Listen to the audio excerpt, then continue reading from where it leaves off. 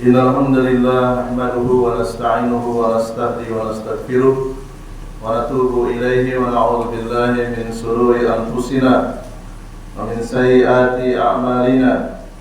Man yahdihillahu fala mudilla lahu wa may yudlil fala hadiya lahu. Asyhadu an la ilaha illallah wahdahu la syarika lahu wa asyhadu anna Muhammadan abduhu wa rasuluh. Ya ayyuhalladzina amanu taqullaha haqqa tuqatih wa la tamutunna illa wa antum muslimun. Allahumma shalli ala Muhammad wa ala ali Muhammad kama shallaita ala Ibrahim wa ala ali Ibrahim wa barik ala Muhammad wa ala ali Muhammad kama barakta ala Ibrahim wa ala ali Ibrahim innaka Hamidum Majid. Usikum wa nafsi bittaqwallah faqad fazal muttaqun. Hadirin jamaah salat Jumat rahimani wa rahimakumullah. Alhamdulillah kita masih diberikan taufik, nikmat, hidayah, serta kesempatan untuk mengisi sisa umur kita dengan mengumpulkan pahala kebaikan sebanyak mungkin. Dari antara ibadah yang diwajibkan oleh Allah SWT adalah menunaikan salat Jumat di masjid yang mulia ini. Tidak bosan-bosannya khatib senantiasa berwasiat kepada dirinya dan juga kepada jamaah sekalian untuk senantiasa mempersiapkan bekal yang paling baik menuju alam akhirat, yaitu bekal takwa, yaitu menjalankan segala yang Allah perintahkan dan Rasulnya dan menjauhi apa saja yang dilarang oleh Allah dan Rasulnya. Pada kesempatan kali ini kami akan membawakan topik yang bersumber dari hadis yang sahih, yaitu tentang sifat Allah benci kepada orang yang bodoh terhadap ilmu agamanya. Rasulullah SAW bersabda yang datang dari jalur Abu Hurairah radhiyallahu anhu dan dicantumkan dalam kitab Sahih Al-Jami nomor 1879 dan dinyatakan sahih oleh Syekh Al-Albani. Rasulullah bersabda, innallaha ta'ala yubghidu kulla alimin bid dunya jahilin bil akhirati. Yang artinya sungguh Allah membenci setiap orang yang ahli dalam ilmu dunia namun bodoh terhadap urusan akhirat. Jamaah sekalian rahimani wa rahimakumullah, pelajaran yang bisa kita ambil dari hadis yang mulia ini, Allah tidak mencintai orang yang hebat dalam ilmu dunia. Tidak mungkin kebencian itu bertemu dalam satu titik. Ketika Allah sudah menyatakan dirinya benci, maka dimaknai Allah tidak mencintai. Siapa yang tidak Allah cintai, yaitu orang-orang yang hanya hebat dalam ilmu dunia, tetapi dia bodoh terhadap ilmu yang bermanfaat untuk dirinya di akhirat, yaitu ilmu agama. Di antara kita pasti punya keahlian yang Allah berikan, keterampilan, kesarjanaan, kemasteran, bahkan mungkin sampai tingkatan doktor. Di antara kita ada yang ahli dalam ilmu keteknikan, ilmu pertanian, kedokteran, ilmu manajemen, ilmu bisnis, ilmu sosial, dan seterusnya. Dan pada dasarnya itu semua hukum asalnya tidak dilarang, karena memang dibutuhkan untuk memenuhi kebutuhan dunia, sandang, pangan, papan, dan kebutuhan bermasyarakat. Meski demikian, jamaah sekalian rahimani wa rahimakumullah, jika kita sama sekali tidak menyediakan waktu belajar tentang agama kita, sehingga kita jahil, sehingga kita bodoh, dan dengan sebab kebodohan ini kita tidak tahu bagaimana cara menyembah Allah dengan benar, disitulah letak kerugiannya. Sebagai seorang muslim tentu meyakini sepenuhnya kehidupan kita tidak hanya hidup di dunia saja, ada lagi kehidupan setelah kematian, yaitu alam akhirat yang dimulai dari alam barzakh, kemudian alam-alam seterusnya. Kemapanan dan keberhasilan kita di dunia Kemapanan dan keberhasilan kita di kehidupan akhirat itu sangat tergantung dengan keadaan kita hidup di dunia ini. Dan kesempatannya hanya sekali. Tidak ada ujian susulan bagi kita yang diberikan akal yang normal.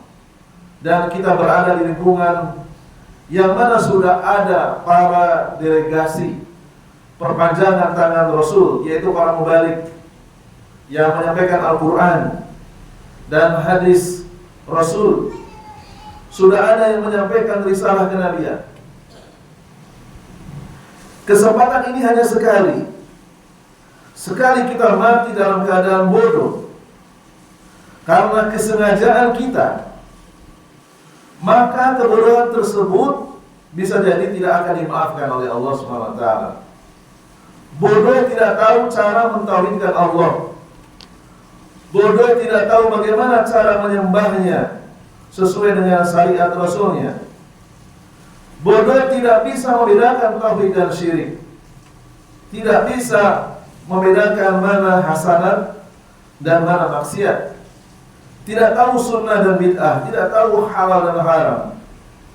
Lalu kita mati dalam kondisi membawa dosa syirik besar. Dan kebodohan itu semata-mata karena kita sendiri yang lalai. Sengaja kita membiarkan bodoh. Dalam kondisi yang seperti ini, kondisi yang sangat membahayakan nasibnya di akhirat. Jamaah sekalian rahimani wa rahimakumullah, di antara saudara-saudara kita ketika ada ajakan pengajian diabaikan, ada yang nge-share channel kajian YouTube dia cuek, ada pengumuman kajian rutin dia tidak menghiraukan. Padahal seandainya sebagian waktunya disisihkan untuk menuntut ilmu agama, sepekan 3 kali, 2 kali, atau sekali hadir di majelis ilmu, ia masih bisa hidup secara normal.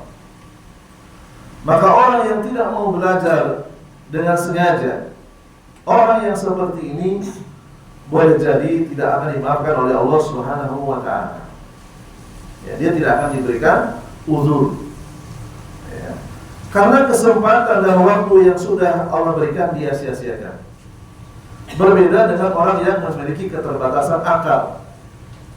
Ketika para mubalik datang, akalnya sudah pikun, atau ia berada di tempat yang jauh dari akses untuk mendapatkan informasi tentang Islam, atau ada penghalang yang lainnya yang itu masih dimaklumi kebodohannya, maka orang-orang yang memiliki kekhususan seperti ini, Allah yang lebih tahu bagaimana menghakimi dan memutuskan nasibnya di akhirat.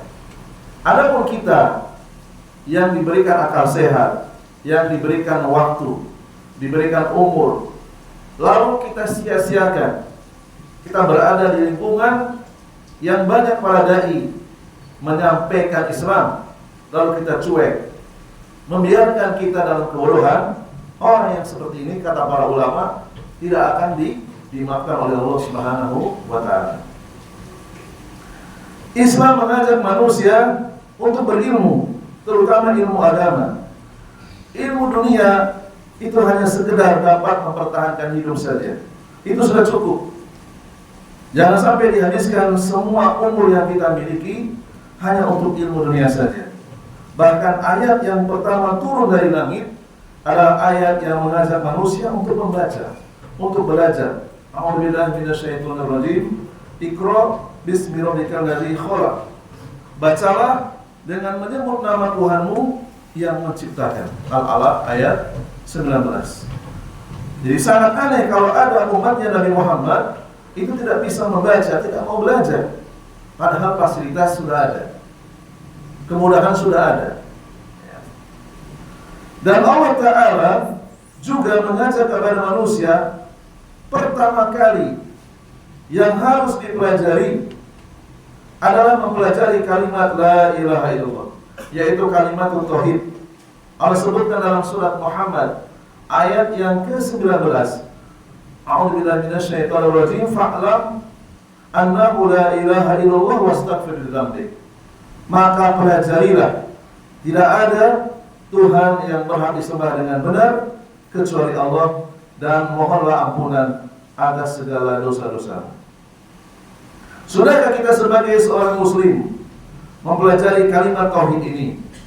Sudahkah kita mempelajari syarat, rukun, konsekuensi, tuntutan, pembatal-pembatalnya dan seterusnya? Atau jangan-jangan belum pernah sama sekali kita mempelajarinya? Kalimat inilah yang menjadi alasan para nabi sejak Nabi Adam alaihissalam sampai nabi yang terakhir Nabi Muhammad SAW diutus Allah Subhanahu wa taala. Kalimat inilah yang menjadi sebab Allah turunkan kitab-kitab. Wa sallallahu ala nabi wa ala alihi wa sahbihi wa sallam.